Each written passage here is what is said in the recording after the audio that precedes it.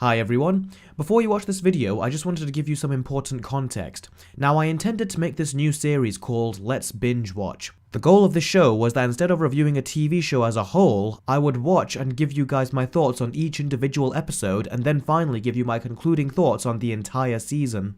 Unfortunately though, I got very busy making other Versus videos that I never got around to finish editing this episode. I did consider ignoring it and just moving on to other stuff, but after I've been doing more of these Versus videos, I've been receiving more and more questions regarding both the Marvel and DC TV shows, seeing as I talk about the movies so much. So I decided to finish editing it and put it up on YouTube for those interested in my thoughts, as I do watch these superhero shows. So do keep in mind that this introduction and binge watch video was recorded around September of 2017. So if I don't talk about The Punisher Season 1 or Jessica Jones Season 2, it's because there was next to no information about them at the time. So I just wanted to make that clear. So, with that said, I hope you enjoy the videos. Hi everyone, it's Eric, and as the title suggests, today we're going to be binge watching The Defenders. Alright, so before we get onto the binge watching, let's first talk about what I think of the current crop of Netflix Marvel shows. We'll start off with Daredevil. First off, Daredevil Season 1, I thought it was good. I didn't think it was really good or anything, I just thought it was good. And the reason for that is because at this point I had already seen 2.5 seasons of Arrow, and Arrow is also very similar in regards to it being very much like a street level kind of like comic book TV show.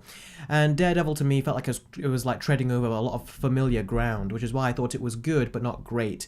However, if you have not seen Arrow and you started off with Daredevil, then this would be your reaction to the show. Daredevil, f***ing awesome show, holy shit! That's quite an overreaction in my opinion, but to each his own. So yeah, Daredevil Season 1 I really thought was very good, had a great villain with Kingpin, and it had various problems too, but my main problem with it was the pacing.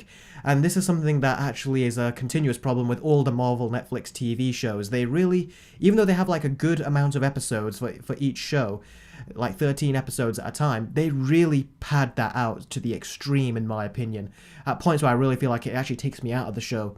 So that's why Daredevil Season 1 to me was good, but it wasn't great. Daredevil Season 2 on the other hand had so much less padding and it was really enjoyable, and it had the Punisher in there and Elektra.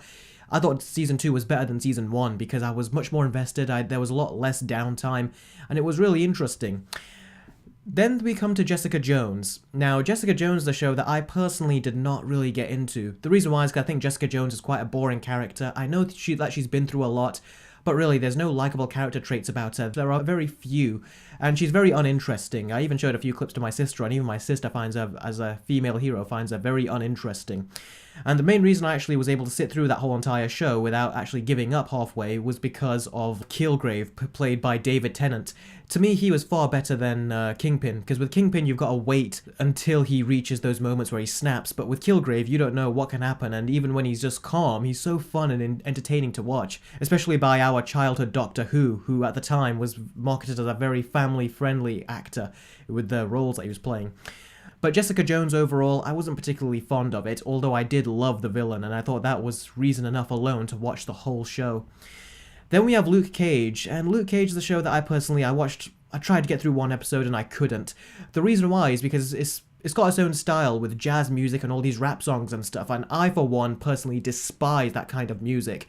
If everyone else likes it, whatever, that's perfectly fine, that's their own thing, but whenever I hear it, I really don't like it, and the fact that I was actually surrounded by it in the show, I really felt like I couldn't breathe, and I felt very claustrophobic, and I felt like I was trapped when watching that. So for me personally, I couldn't sit through Luke Cage because of the style that it was going for, and it really isn't my thing. But Luke Cage was in Jessica Jones, so I was introduced to him as a character, and I thought he was pretty good, but I'm not fully convinced of him just yet.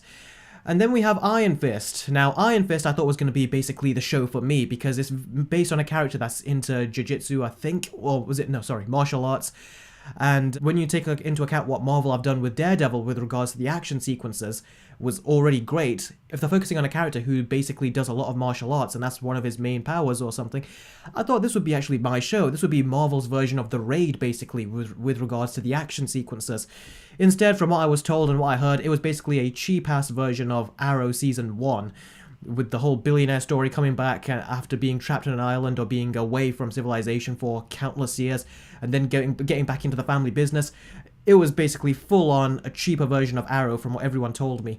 I still thought I'd watch a bit on my own, and the acting was so terrible and flat that I couldn't go through it. And then when I found out that the padding in this show was the worst out of all of them, I just said, I'm not going to put myself through this, so I'm going to have to see what Iron Fist is like in The Defenders to actually get a feel for what his character is like. But so far, from what I've seen of him, I could not care less about him from what I saw of the first episode. Alright, so that's my opinions of the current crop of Netflix TV, of the Netflix Marvel TV shows. Let's go downstairs, and I'm going to go watch the first episode of the Defenders, and then I will give you my review of the first episode.